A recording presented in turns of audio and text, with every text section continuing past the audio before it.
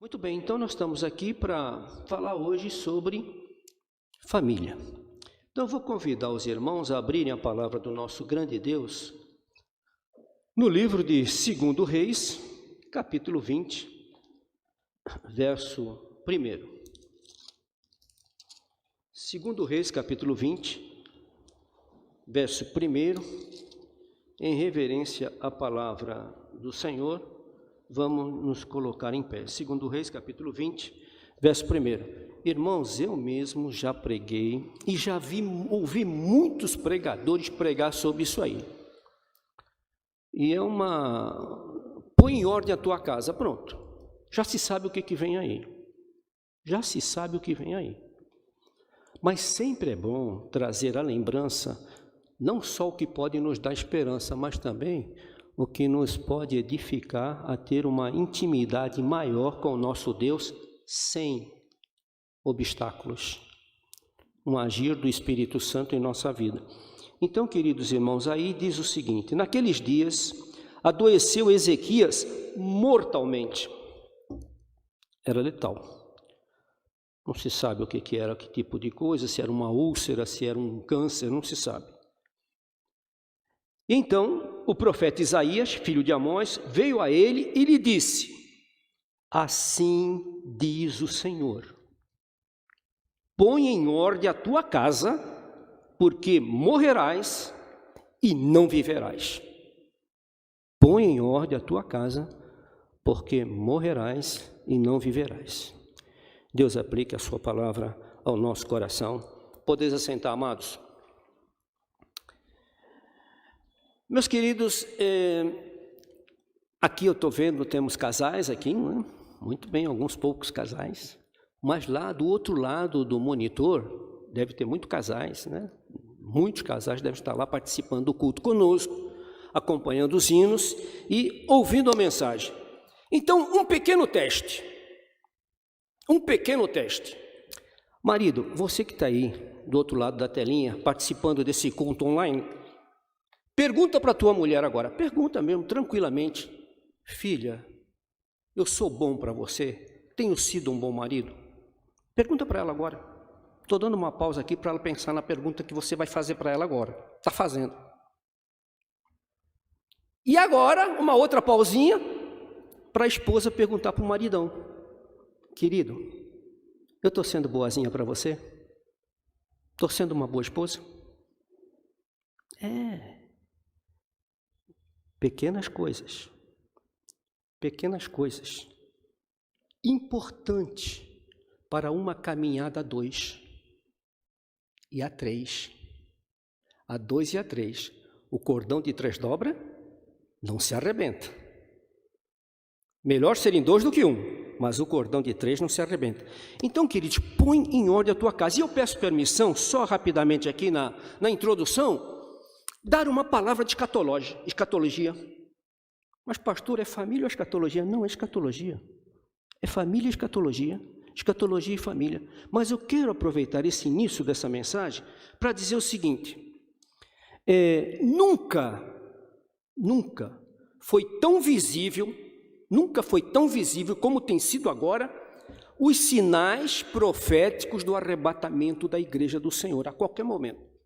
E nós estamos mesmo. Nós estamos aqui fazendo planos, o comércio para voltar ao normal, as igrejas talvez em julho realmente, como está lá na fase que foi colocada a situação, talvez em julho voltem as igrejas. Nós estamos fazendo planos, o coração faz planos. Mas pode acontecer no meio desses planos a igreja sair. E pastor, por que o senhor está falando isso? Porque está claro que Jesus Cristo vai tirar a sua igreja daqui. Não está se marcando o dia, nós estamos falando pelo que nós estamos vendo à luz da palavra de Deus. Então vejam bem, primeiro, quantos sinais essa nossa geração aí, desde os pequenininhos aos mais idosos, estão presenciando? Quantos sinais? Nasceu Israel num só dia. Nós vimos isso, 14 de maio de 1948. Num só dia, o milagre de uma nação. Está aí na sua Bíblia, você deve ter marcado. Isaías 66, verso 8. O crescimento da violência que Ezequiel falou, no fim, ela vai se levantar sobre a face da terra como uma vara de iniquidade. Nós estamos vendo isso. A violência se levantou diante dos nossos olhos aí. Hoje quase a maioria das lojas, inclusive pequenos comércios, que não tem condições de pôr um guarda, um segurança à porta, é tudo com grade. O comerciante do lado de dentro e o comprador do lado de fora. Tem grades hoje, violência cresceu em todas as áreas. E não é só de Brasil não, é em todas as áreas. Ezequiel 7, Romanos 1, 28 a 31 é o retrato da violência dos nossos dias. Paixões infames, uma sociedade entregue a si mesmo, fabricadora de pecados, fabricante de pecado. Nós estamos vendo isso aí, vai lá para Romanos 1, 26 e 27. Está tudo diante de nós. O tempo abreviado, gente, isso aqui é um negócio tremendo. O tempo abreviado, hoje é domingo, amanhã estamos começando a metade desse ano. Pararam para perceber nisso? Um dia desse aqui teve Natal, teve comemoração de aniversário da igreja. Nós amanhã estamos entrando na metade do ano de 2020. Está vendo como está passando tudo rápido? E de uma maneira que o movimento da Terra está funcionando normal, mas está passando assustadoramente rápido, e todos, até incrédulos, estão percebendo isso, a maneira como o tempo está passando rápido. E isso foi nos dito lá, através de Mateus capítulo 24, verso 22, e Paulo apóstolo, em 1 Coríntios 7, na primeira parte do verso 9, numa referência escatológica, ele fala, o tempo está passando rápido, o tempo se abrevia, palavra do próprio apóstolo Paulo, e nós estamos testemunhando isso diante de nós. Eu confesso que até me engasgo de vez em quando, ou me enlaço, fazendo data, eu coloco 2019, não é 2000, estamos em 2020, é 2020, então está acontecendo muito disso. Estão vendo como os sinais vão sendo apresentados? Um outro sinal, o domínio da frieza, é uma época marcada por uma frieza espiritual. Está lá no livro do Salmo 2, verso 3, onde os homens dirão, rompamos as suas ataduras e vamos quebrar as suas algemas. Não é isso que está dito? É contra Cristo, esse salmo é messiânico. Esse salmo é messiânico, rompamos as suas ataduras e quebremos as suas algemas. Porque o evangelho para eles é atadura, eles pensam assim. Não conhece que Cristo disse, eu sou o caminho, a verdade e a vida, né? E ainda disse mais assim, verdadeiramente, eu vos libertarei. A verdade vos libertará. Conhecereis a verdade vos libertará. Mas não, eles chamam isso de ataduras e chamam isso de algemas. Liberdade só no Senhor Jesus Cristo. Coisas espantosas, eu não quero nem falar o nome desse período que nós estamos passando, já se falou muito em corona aqui, mas nós estamos vendo aí, olha, coisas espantosas. O mundo confinado, não precisa dizer mais nada, o mundo confinado. E finalmente uma coisa que me chamou muita atenção, por isso que eu estou dando essa introdução, lares, vocês estão me ouvindo? Marido, mulher, pais, filhos, vocês estão me ouvindo?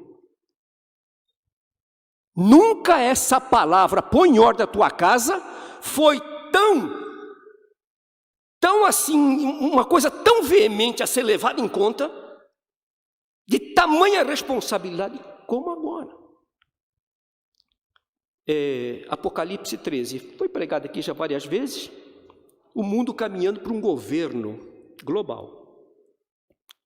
E segunda-feira eu recebi uma mensagem, fake news ou não fake news, não vai fazer diferença nenhuma, porque nós estamos caminhando para aquilo mesmo. Eu recebi uma mensagem, uma jovem brasileira lá na Alemanha, está lá na Alemanha, e ela disse, gente, eu estou assustada aqui, porque o governo alemão proibiu o uso do papel moeda. É tudo com cartão. A partir de segunda-feira passada, vai fazer 8 dias amanhã. Olha, e se não tivesse proibido? Nós não estamos vendo que está caminhando para isso? E olha, esse pessoal que trabalha em comércio, em caixa, padarias, supermercado, eles querem que você pague em cartão, porque ninguém quer pôr a mão no dinheiro. Eu falei aqui já uma vez, irmãos, eu ficava assim, irritado quando alguém na minha frente comprava 2 pãezinhos, 1 litro de leite, ia pagar em dinheiro, em cartão de crédito. Eu falei, mas não, pagar 2 pães, enfiar o cartão lá, tira para cá, que ninguém disse o cartão, e eu ali querendo pagar já com o dinheiro na mão, e eu na minha frente o cartão não entra, o cartão... Hoje eu estou usando o cartão para comprar leite, comprar pão, só para não pôr a mão no dinheiro. Porque está sendo um foco de contaminação o dinheiro, o papel moeda, que todo mundo pega. E eu estou paranoico quando eu tenho que pegar dinheiro, porque eu pego o dinheiro e já fico com o álcool gel no outro bolso. Pegou o dinheiro, guardou o dinheiro, pego o álcool gel. Eu já estou virando, está virando uma paranoia. Mas não é assim que tem que ser feito? É assim. Papel moeda, governo global, Apocalipse 13. Impressionante, não, gente? Então, eu não sei. Nós estamos nessa pandemia, eu só sei de uma coisa. Que é crente, mesmo que ela passe, lar cristão, lar de homens e mulheres de Deus, mesmo que essa pandemia passe, e num ato de misericórdia a vida continue, foi como foi dito aqui agora há pouco, ou é um chamamento de Deus, para quem é crente, deixar claro o que é. Ô, gente, ou então vai entrar dentro de uma outra profecia, que Jesus disse, quando eu voltar, que ele vai voltar numa hora em que ninguém está esperando. Porque se acontecer disso aqui, passar essa pandemia, e as coisas forem voltando... Muita gente vai dizer, tá vendo? Desde que nossos pais dormiram, se falava, isso não aconteceu nada. Muito pregador falou.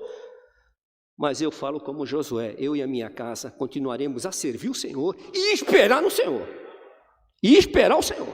Então, queridos irmãos, o tempo, a minha introdução nesse sentido de pôr escatologia é porque é uma responsabilidade tremenda. Nunca nós fomos chamados a fazer um autoexame na nossa vida. Nunca nós fomos chamados a orar tanto como agora, a ter mais convivência com Deus do que agora, quando os sinais da volta do dono da casa estão para se cumprir. E eu vou explicar isso aí. Então, queridos, lá em Lucas 12, 35, fala da nossa atitude de vigilância. Então, vamos lá para Lucas 12, e aqui são 2 pontinhos só que eu vou falar. Lucas 12,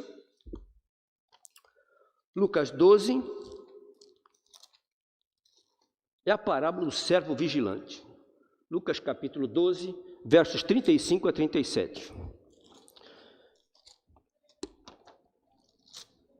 Lucas 12, 35 a 37.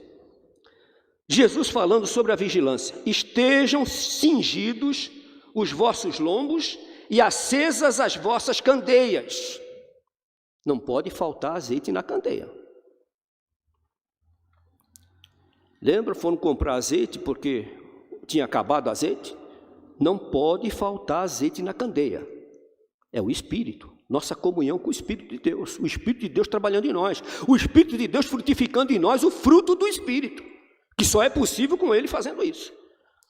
Estejam cingidos os vossos lombos, acesas as vossas candeias. E sede vós, semelhantes aos homens que esperam o seu Senhor, quando houver de voltar das bodas, para que quando vier e bater, logo possam abrir-lhe. Bem-aventurados aqueles servos, os quais quando o Senhor vier, achar vigiando.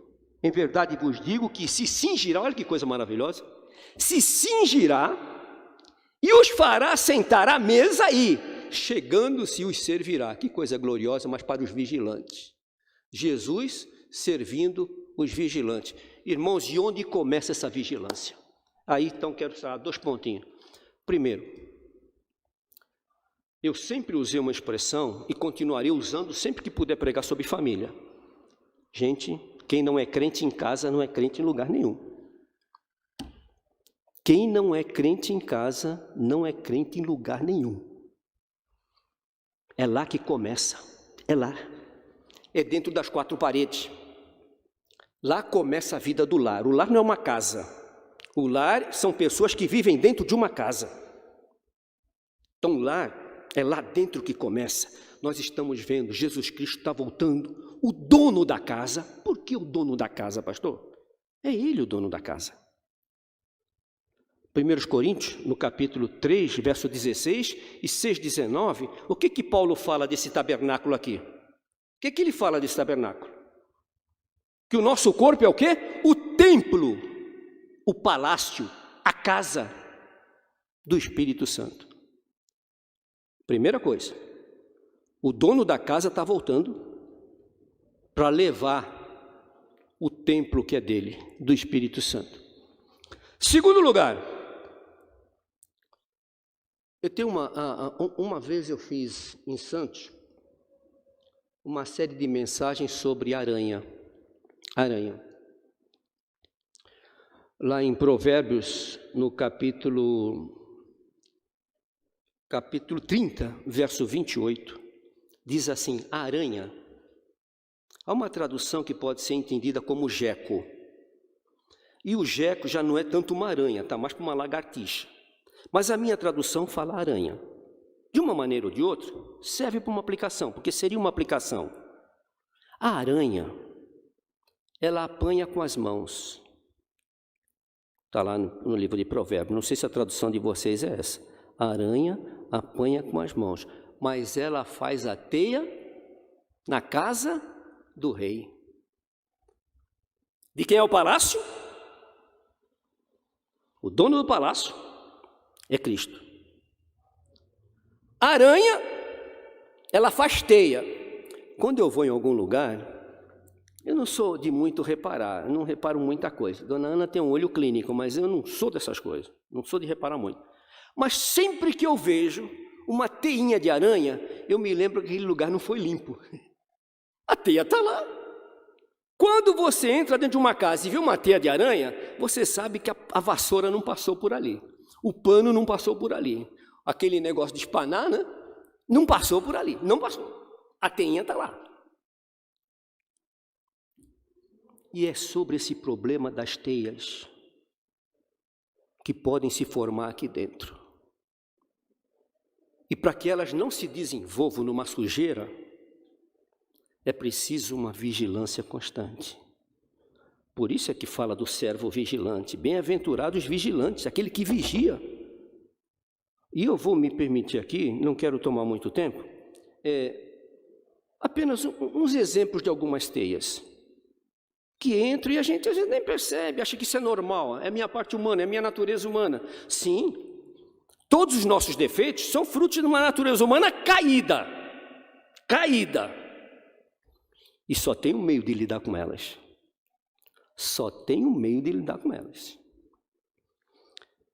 Primeiro,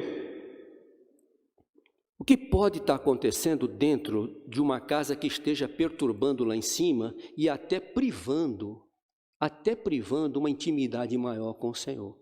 Primeiro, irmãos, Paulo fala lá em Efésios, capítulo 4, verso 31, ele diz assim, longe de vós, aí ele põe séria coisa, algumas outras coisas e diz assim, longe de vós toda amargura, contendas, ira, mas longe de vós toda amargura. Gente, o que é amargura? Amargura é o fomento de um desgosto, é você alimentar um desgosto, é você ficar com aquele desgosto lá dentro sendo alimentado. Aquilo está lá dentro. E esse desgosto acaba sendo um cancro na alma. Vocês leiam a Bíblia, vocês ouvem mensagens, vocês sabem que uma nova criatura foi feita em vós pelo Espírito Santo do Senhor através de Cristo. Eu pergunto assim, Deus ouve orações cujo coração está cheio de amargura, fomentando o desgosto? Ele só ouvirá essa oração se o clamor foi, Pai, expurga-me toda esta miséria.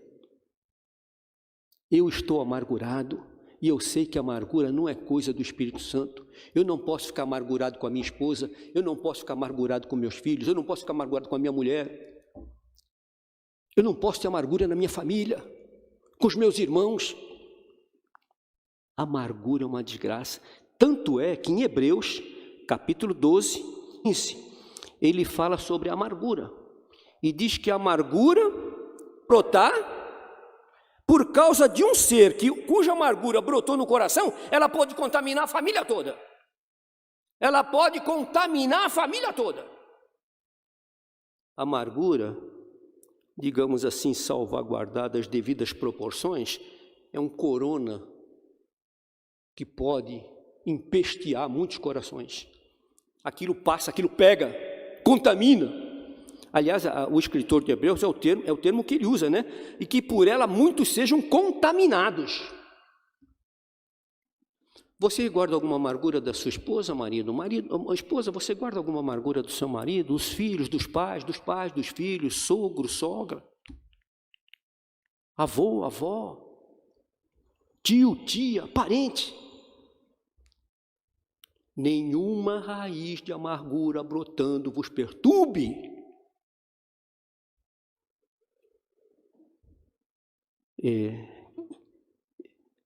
Evangelho não é fácil, não. Mas é isso mesmo. Evangelho é isso. Se eu tiver uma raiz de amargura, o meu relacionamento com Deus e com a minha família não está certo. E Pedro fala isso, né?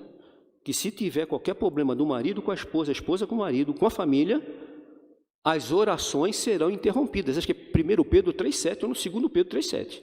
Está escrito lá. As orações serão interrompidas. Então, antes de orar, faz aquele autoexame. Faz um autoexame. Porque, olha, não vai orar com amargura no coração. Não ora porque é religião, gente. Isso é reza. É reza.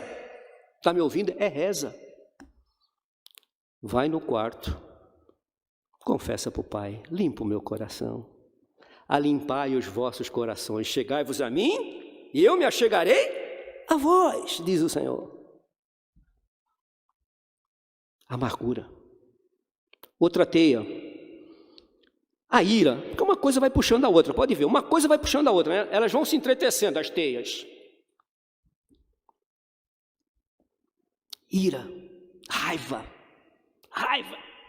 Eu não quero me alongar na ira, mas a ira, gente, é uma coisa, digamos assim, que seria uma coisa muito eficaz na mão do diabo para tirar o crente da cruz, entenderam? A ira é um sentimento tão mau que é uma arma do diabo para tirar o crente da cruz. Quer ver? Coisa do nosso dia a dia. Ainda ontem mesmo nós estávamos comprando um biscoitinho, né? Sim, é coisa do dia a dia. Comprando um biscoitinho e numa fila ali, obedecendo a distância. Aí entrou uma senhora, idosa. Nós também somos idosos. Entrou a senhora lá e com a maior cara de pau foi passando na frente de todo mundo. Passou na frente de todo mundo. Aí eu quero isso. Aí na hora que o negócio subiu, foi, quieta aí, é carne velha, fica no teu lugar, quieta aí. Fica no teu lugar. Mas a vontade que deu era ela, dona, a filha é ali.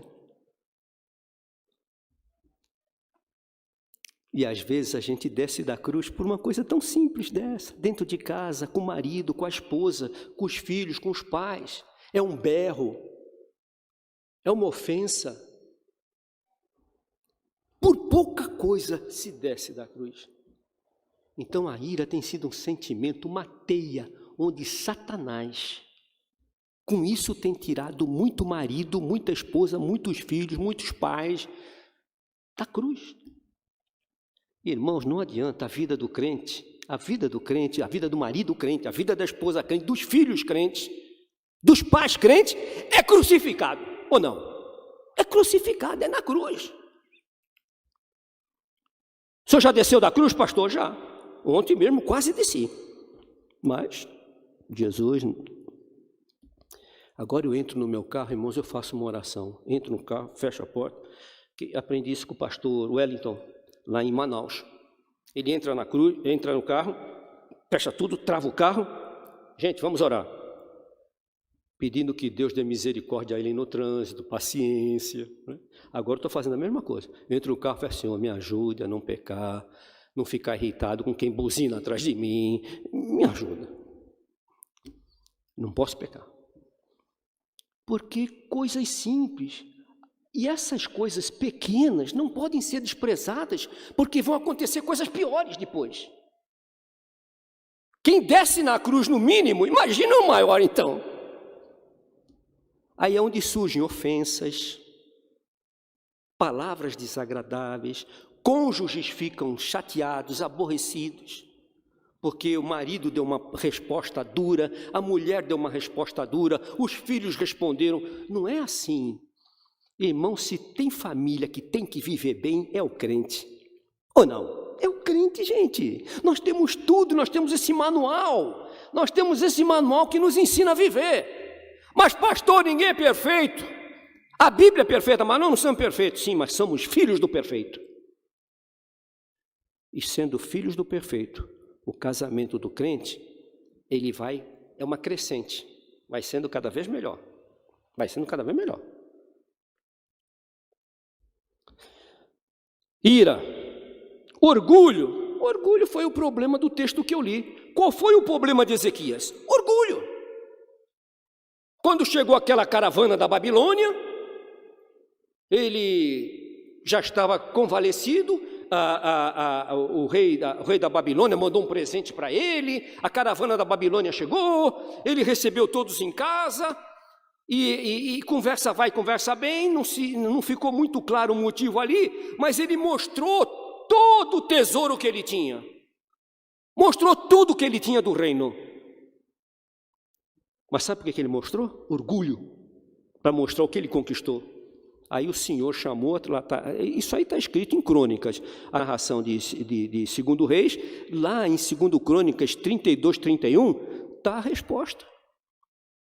Ele se sobrepujou pela riqueza que tinha, então mostrou para os babilônios tudo que ele tinha conquistado, ouro, prata, bronze, tudo. Eu, Ezequias, o orgulho é o eu. O orgulho é o eu. É o eu na frente de tudo, eu. Primeiro eu, depois eu.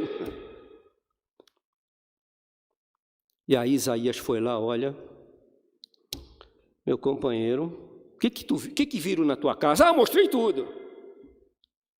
Mas essa pergunta tem um teor também que podemos aplicar na nossa vida. O que estão vendo na nossa casa?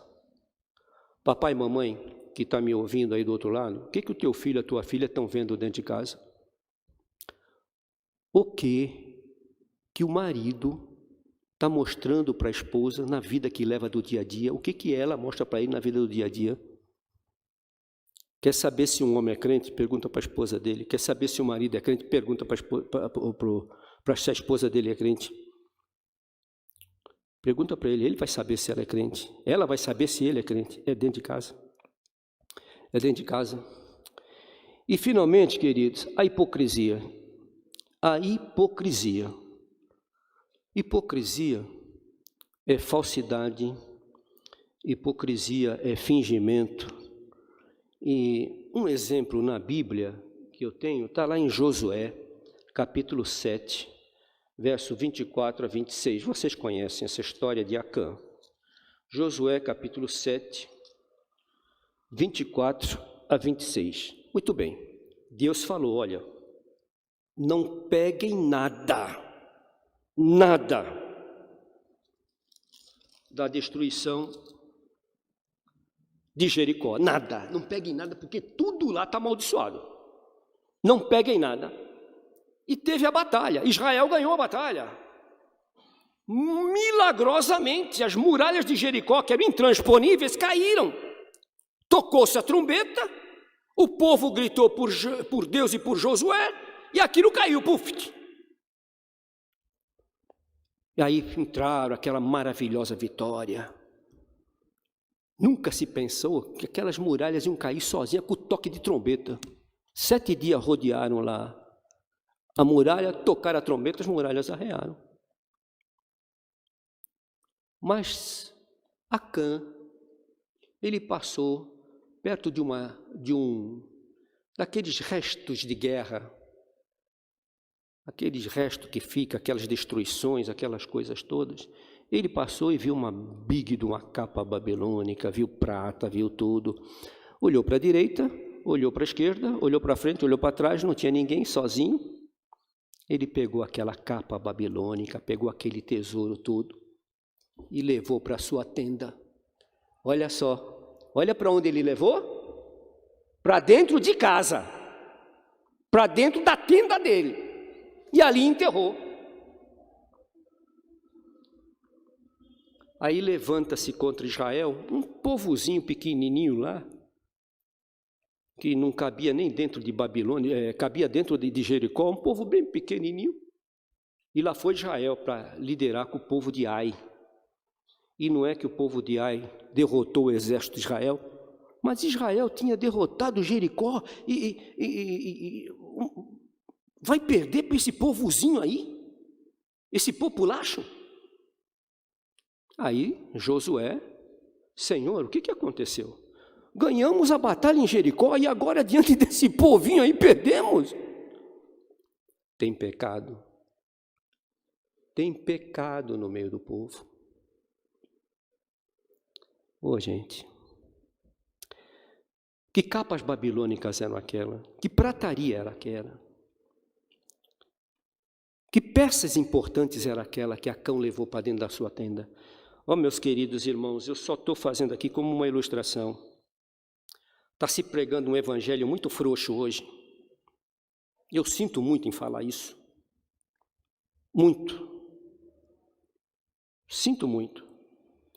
Mas está se pregando um evangelho onde se faz vistas grossas para adultério, onde se faz vistas grossas para fornicação, onde se faz vistas grossas para prostituição. É um evangelho em conivência com as práticas do mundo. É um evangelho que o crente pode beber socialmente. É um evangelho que numa festa de 15 anos, ou seja onde for, o pai pode dançar com a filha. É um evangelho que os jovens podem frequentar uma danceteria evangélica. É um evangelho que está afrontando Jesus Cristo. E o pior é que muitas famílias estão levando misérias dessa para dentro de casa.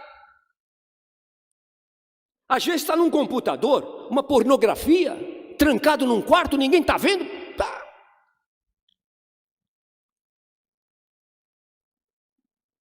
Os filhos não recebem mais uma orientação de pureza. Olha, papai e mamãe casaram daquela maneira como Deus manda. Mamãe preparou um enxoval. Hoje acabou tudo isso, gente, acabou. E pouco, muito pouco. E eu dou graças a Deus pelo ministério de Gerson Rocha.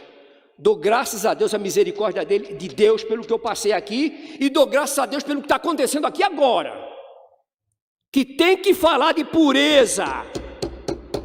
É pureza mesmo, é casar puro, casar pura. Ah, mas não tem parado, aconteceu, confessou, pecado perdoado, acabou.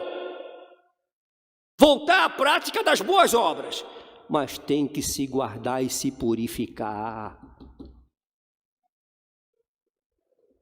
Ah, não, agora é uma cultura da juventude. Os pais não tocam nesse assunto com os filhos, porque não, agora é uma cultura. A mocidade de hoje sabe como é que é. Não, não sei como é que é, não. Eu sei como é que é a mocidade que a Bíblia fala. Eu sei como é que é os adolescentes que a Bíblia fala. Eu sei como é que é os adultos, como tem que ser, como a Bíblia fala. Isso eu sei. Tem nada de cultura, não. É assim diz a palavra do Senhor. E o pior é que os Acãs estão levando misérias para dentro de casa, enterrando dentro de casa. Novelas, irmãos, eu tenho comigo, crente não vê novela. Quando eu falo novela, é aquelas novelas da Globo, onde homem casa com homem, mulher casa com mulher, onde todo mundo fica esperando um beijo no final. Agora é o casamento final, é 2 homens. Uma imundícia, agora eu fico perguntando, crente vê isso? Não pode, gente. Pastor, o senhor já falou? Já falei. Todas as vezes que eu tiver oportunidade, eu vou falar. Assim como esse púlpito tem falado até hoje. E vai continuar falando. Porque profeta é para subir no profetizar e falar, como tem acontecido aqui, graças a Deus. Graças a Deus. E tem que ser assim até que Jesus venha buscar essa igreja. Missões, volta de Cristo e pureza de vida. Santidade de vida. E lares abençoados, irmãos. É uma benção ver pai cantando com o filho aqui, o pai tocando, a filha cantando. Não é uma benção isso, gente? É uma benção. E esse manual está aqui. Eu não sou contra onde se vá, reuniões de casais, o jantar dos casais. Não sou contra nada disso. Mas se não tiver Bíblia, pode ser o encontro de casais que for. É aqui, ó, o manual está aqui. Então, terminando só esse primeiro ponto. Adultério, pornografia, prostituição, imoralidade, bebida, defraudação, palavras torpes, podem estar enterrados dentro de casa, contaminando a família toda. Contaminando a família toda. E vocês sabem o final de Acã. Vamos lá ler, ó aqui o final. Josué, capítulo 7, 24 a 26. Então Josué e todo Israel, com ele, tomaram Acã, filho de Zerá, e a prata, e a capa, e a cunha de ouro, e seus filhos, matou tudo. Esse homem destruiu a família toda. Na hora que ele pegou a capa, ele só pensou nele. Pegou cunha de ouro, seus filhos, suas filhas, seus bois, seus jumentos, suas ovelhas, sua tenda e tudo quanto ele tinha, e levaram-nos para o vale de Acor. Sabe o que é Acor? Vale da perturbação. Acã perturbou a sua família e perturbou o céu. E perturbando o céu, perturbou a família. E disse Josué: por que nos perturbar? Olha, por que nos perturbaste? O Senhor te perturbará neste dia. E todo Israel o apedrejou e os queimaram a fogo depois de apedrejá-los. E levantaram sobre ele um grande montão de pedras até o dia de hoje. Assim o Senhor se apartou no ardor da sua ira, pelo que aquele lugar se chama até hoje o Vale de Acor. Não faça da sua casa um vale de Acor. Nossa casa tem que ser o vale da bênção. O vale da bênção. O vale da bênção. Amar, respeitar, dialogar. Como falta diálogo entre marido, mulher, filhos e esposas, com filhos, com filhas, com pais. Como falta diálogo. E agora, nessa época, que pega o negocinho aqui e fica o dia todo. O dia todo. Como falta. E finalmente, meus irmãos, terminando, então nós vimos aqui, colocando em ordem uma casa contaminada por teias. E agora terminando, o interior da casa que foi colocado em ordem. Pronto. Rapidinho. Deuteronômio 6, 6 e 7. Deuteronômio é o Shema de Israel, a maior oração do judaísmo. Shema Israel, Adonai Errad, Errad Adonai. Um é o Senhor. E aí vem uma palavra para os filhos. Deuteronômio 6, 6 e 7. Diz assim a palavra do Senhor: e estas palavras que hoje eu te ordeno estarão no teu coração, e tu as ensinarás a teus filhos, e delas falarás assentado em tua casa. Vocês sabem que essa passagem marca o início do culto doméstico. Começa aqui o início do culto doméstico. Assentado em tua casa. Olha, andando pelo caminho, deitando-te e levantando-te.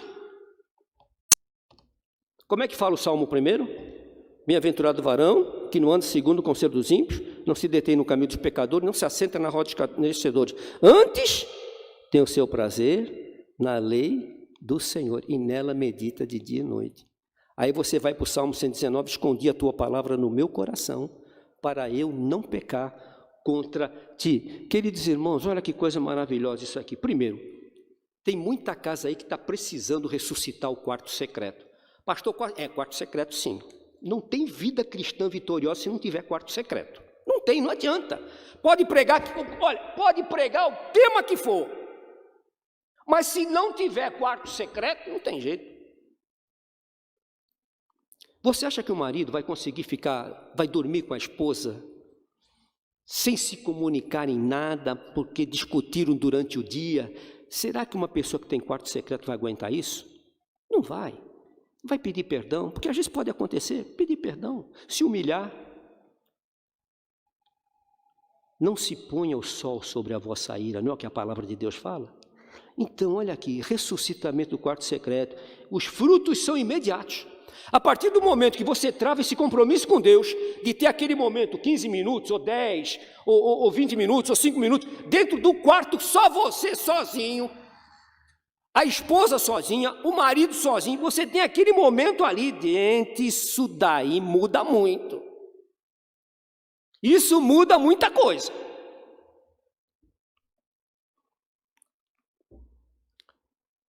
A Bíblia fala que a oração mudou muita situação e continua mudando. Eu pergunto, nós estamos tendo agora pastores divorciados, tem acontecido tudo isso, isso nos entristece. Mas eu pergunto, uma vida de quarto secreto, o casal vai se separar por qualquer coisa? Uma vida de quarto secreto, o marido vai levar lixo para dentro de casa? Uma vida de quarto secreto, a mulher vai despejar lixo dentro de casa? Uma vida de quarto secreto? Não. Uma vida de quarto secreto, amor, a carinho, a respeito. Eu não tenho muita habilidade, mas eu posso falar que, quer ver 3 coisas que a dona Ana pode dizer que eu sou um bom marido, e essas 3 coisas me safam. Primeira coisa, a dona Ana cria 2 gatos, eu vivo com os gatos. Ô pastor, vivo com os gatinhos. Ela viaja, quem toma conta dos gatos sou eu e a pobre da Cíntia. Mas eu tomo. Quando a Cíntia não pode, estou lá. Então, quando acaba de fazer, eu vou lavar a louça. Estou lá lavando a louça para ela. Ela só pega e enxuga, que enxugar ela sabe que eu não enxugo. Mas está lá a louça. E parece que no dia aqui, porque nós temos uma senhora que vai 2 vezes por dia, pela semana, né? 2 vezes na semana, é diarista. Então ela vai só 2 vezes por semana em casa para ajudar, por causa daquele quintal, tudo. E então ela vai lá, lava as coisas, limpa, só 2 vezes por semana. E parece, mas eu amo a dona Ana assim mesmo, parece que quando a empregada não vai, ela usa uns panelão, que sou eu que vou ter que lavar. Tem uns negócios lá, né? Ela resolve fazer a limpeza da geladeira. Sabe, aqueles pacotinhos, aquelas caixinhas de plástico que tem comida, a gente leva para lá. Aí eu falo, a mulher não está aí hoje e tu está limpando a geladeira.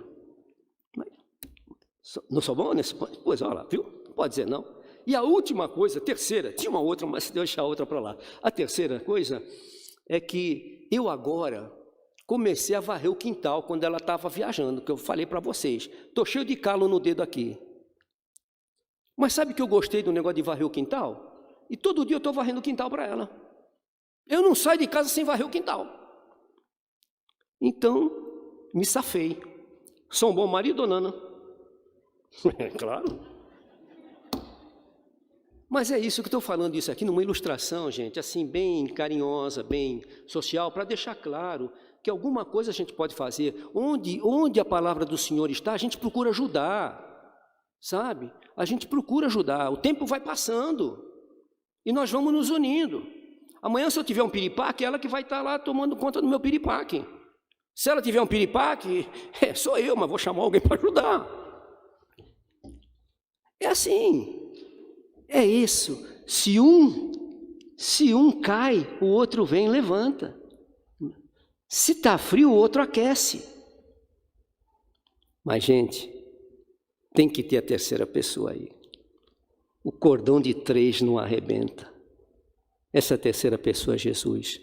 Um lar onde Cristo está entronado, não se divide, não separa, não leva lixo para dentro da casa.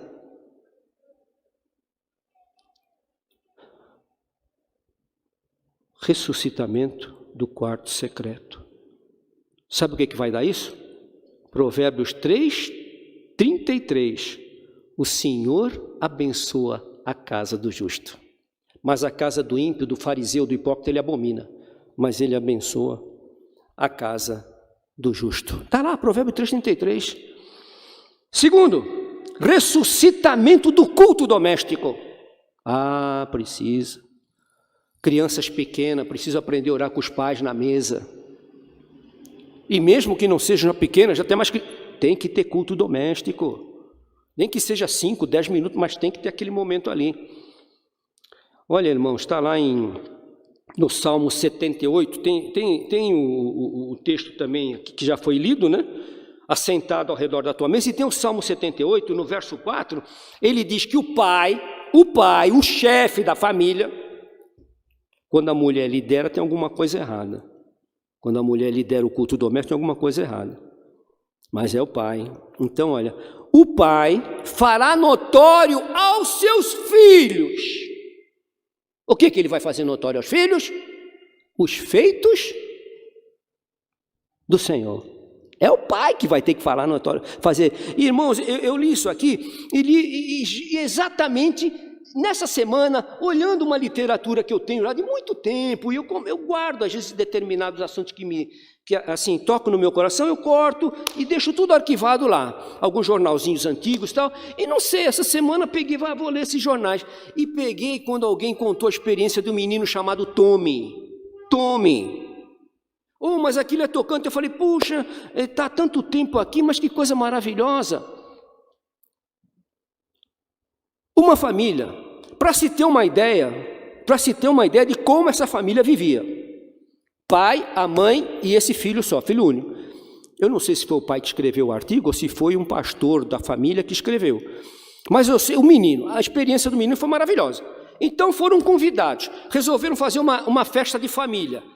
Era uma família onde alguns membros da família eram crentes, outros não eram crentes. Mas tinha que ter uma união de família, então o pai, a mãe do Tommy e o Tommy foram para essa reunião da família. Marcaram na casa de um parente e foram lá. Então lá estava lá, não crentes e crentes, levando em conta que estava a presença do vovô e da vovó, os patriarca e matriarcas. Então estavam ali e tal, aquela coisa toda. O vovô não é crente. O vovô do Tommy não era crente. E o vovô gostava de mandar uma cerveja. Qualquer dor que ele sentia tal, ia para uma cerveja e a dor passava. E eles estavam lá, já prestes o almoço a ser colocado para comer e compartilhar. Então sentaram-se as famílias e o avô teve uma crise. Ele disse, está me doendo, não sei, que começou a se queixar. Aí um dos parentes falou, toma aquela cerveja que tira a dor. Aí abriram a geladeira, porque na mesa não tinha bebida, respeitando os crentes. Mas como o avô, o chefe, o patriarca, estava com dor nas costas, aí mandaram vir uma cerveja. E então disseram o seguinte, bem, agora nós temos aqui os tios, tias, primos e tal, e vamos orar, né? Vamos pedir que eles orem para nós termos aqui a nossa comunhão e almoçarmos. E mandaram o menino orar. Mandaram o Tommy orar. Hoje quem vai orar é o pequeno Tommy. Aí abaixaram a cabeça, os incrédulos por uma questão de reverência, os crentes abaixaram a cabeça, e o moleque, nada. Aí a mãe, filho, ora. Aí ele olhou assim para a garrafa de cerveja. Não dá, mãe. Não dá por quê? Aí a turma já estava levantando a cabeça, né, para olhar o diálogo da mãe com o filho. Não dá por quê, meu filho? Eu não posso falar com Deus com essa garrafa de cerveja aí na mesa. Caramba, isso me arrepia pela reação do avô. O avô pegou a garrafa pelo gargalo, olhou para o neto e disse, Tommy, nunca mais você vai ver seu avô beber. Seu avô não bebe mais. Pegou a garrafa no lixo e pá, quebrou a garrafa. E o resultado feliz foi que eu não posso orar por causa daquela garrafa, mas o avô foi a Cristo. Oh, coisa, mano. Estão vendo, pai, o culto doméstico. Agora eu pergunto, o que esse Tom me aprendeu? Aqui volto eu àquela passagem daquela anônima que eu amo tanto. A menina do Naamã foi levada como cativa, presa. E ela sabe que o homem que fez isso tinha maltratado o povo dela, a família dela, destruiu tudo em Israel. O que essa menina devia fazer, mas não fez, não? Quando ela soube que o homem que fez isso, aquele general sírio, era leproso, ela chamou a patroa e disse: ô senhora, manda ele falar com o profeta, que ele vai ficar bom. Aquela menina, que nem nome na Bíblia tem, é a serva de Naamã, só, nem nome tem, serva de Naamã. Ela ganhou Naamã, ganhou a família de Naamã, pelo que aprendeu em casa, porque implicitamente, para aquela menina fazer aquilo, o que essa menina não aprendeu em casa? O que essa menina não aprendeu em casa? Porque, quer queira, quer não, gente, aqui é assim. Qualquer departamento infantil, você já conhece como é a família por causa das crianças. Aquela criança mostrou o que ela aprendeu em casa, aquela adolescente. O interior de uma casa colocada em ordem tem quarto secreto. O interior de uma casa colocada em ordem tem culto doméstico. E, finalmente, o interior de uma casa colocada em ordem. Eu só vou me limitar a 2 versículos. É uma verdadeira casa, um verdadeiro lar transformado em igreja. Os lares que amam o Senhor são transformados em igrejas. Olha lá em Romanos 16, 3 e 5, quando Paulo se despede, fazendo aquela saudação, terminando a sua vida lá, ele diz lá para os romanos: saudai a Áquila e a Priscila. Só isso? E a igreja que se reúne na sua casa. O lar do crente que tem vida com Deus, que está tirando todas essas misérias de teias fora, sua casa é uma igreja. E depois lá em Colossenses, no capítulo 4, verso 15, ele faz uma saudação também a uma outra senhora, ninfa. Saudai a ninfa. E a igreja que está na sua casa. Se eu não me engano, não se fala mais nessa mulher, ninfa. Acho que é o único versículo que fala nela. Mas para dizer que ela tinha uma igreja em casa. É assim que tem que ser, meus queridos irmãos, amigos. Nossos lares precisam ser igrejas. Sempre o triunfo da misericórdia do Senhor, a exaltação no nome do Senhor, porque está chegando o dia que Jesus virá buscar os seus palácios. Virá buscar os seus palácios, os templos do Espírito Santo. E Paulo fala, né? A vinda de Cristo agora está tão próxima, muito mais agora do que naqueles dias, quando nós começamos a nossa caminhada cristã. Jesus Cristo está voltando. Maranata! Ora vem, Senhor Jesus, põe a tua casa em ordem. Jesus, me ajude a manter a minha casa em ordem. E ajude a cada um de nós aqui a manter a nossa casa em ordem. Casamento perfeito? Não. Bom casamento com aquele que é perfeito. É possível. Que Deus nos abençoe.